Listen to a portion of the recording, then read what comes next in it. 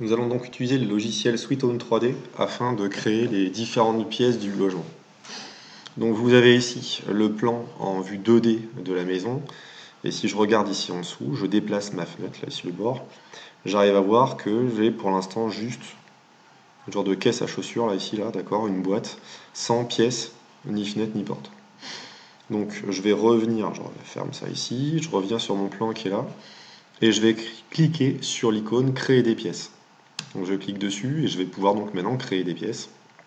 Donc je clique une première fois, d'accord, j'ai un trait. Je clique une deuxième fois ici, une troisième fois, et enfin ici une quatrième fois. J'ai donc cliqué 4 fois pour avoir les 4 sommets du rectangle. Donc là je suis embêté, parce que je pourrais encore avoir une modification, mais j'en veux plus. Donc vous cliquez avec le bouton droit de votre souris, ou alors sur le bouton échappe de votre clavier. Là, ici, maintenant, donc vous pouvez créer une nouvelle pièce. Je remarque que la surface est indiquée. J'ai environ 15 mètres carrés. Si je regarde bien ici, j'ai 1 mètre, 2 mètres, 3 mètres, 4 mètres, 5 mètres.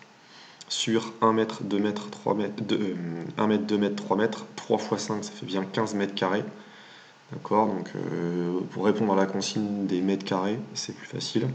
Si je veux par exemple créer une pièce de 6 mètres carrés, je clique ici, là, je fais 3 carrés sur 2 carrés, 3 x 2 ça fait 6, donc j'ai un peu plus parce que je ne suis pas très précis. D'accord, clic droit de ma souris, j'ai une pièce de 6,18 mètres carrés. Je peux créer une dernière pièce si je veux, vous avez beaucoup plus que ça à faire, hein, d'accord. Mais je peux par exemple créer une pièce de 25 mètres carrés. D'accord, donc je fais 5 carrés sur 5 carrés. D'accord, et là, bon, tiens d'ailleurs, là je suis un petit peu en dessous, mais c'est aux environs de ce que je veux. Donc ces pièces-là, une fois qu'elles sont créées, si je regarde en dessous, pour l'instant je ne les vois pas, parce que je n'ai que les surfaces au sol qui ont été créées. Il va falloir que je crée les murs. D'accord, donc la dernière chose que je vais faire tout de même avant, pardon, c'est que je vais donner un nom à mes surfaces. Donc j'ai bien cliqué sur l'outil sélection, je double-clique sur ma surface et là je peux lui donner un nom. Donc je vais lui donner le nom de la pièce 1, je double-clique sur cette pièce, je l'appelle pièce 2, et enfin la dernière pièce, je double-clique toujours, je l'appelle pièce 3. Et maintenant je peux dessiner les murs. Je vais agrandir la case du dessous pour vous montrer un petit peu que quand j'agis là-dessus, j'agis aussi sur la case du bas. Donc je vais ici dessiner, créer des murs là. Donc je clique sur l'icône et là je vais suivre les contours de ma pièce. Donc je clique une première fois, je vais jusqu'au bout et vous regardez en dessous, vous voyez bien le mur qui est en train de se créer. Je clique une nouvelle fois pour lui donner le coin et jusqu'au mur qui est ici, j'ai fini. Donc toujours pareil, là, je suis embêté parce qu'il y a un mur qui pousse. Je clique avec le bouton droit de ma souris et je suis plus embêté.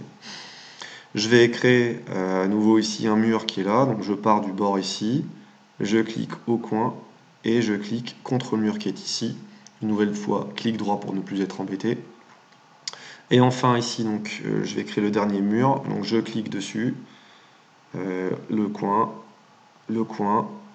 contre le mur, et donc je viens de créer ici les murs de mes pièces. D'accord, si vous regardez bien, là, il n'y a pas de problème. Si jamais vous avez fait quelque chose qu'il faut, vous pouvez défaire ce que vous venez de faire avec la flèche ici, annuler, créer les murs, annuler, créer les murs, annuler, créer les murs, et là ce sera annuler les pièces, modifier les pièces et annuler les pièces, et ainsi de suite. Si vous voulez refaire, vous cliquez sur refaire.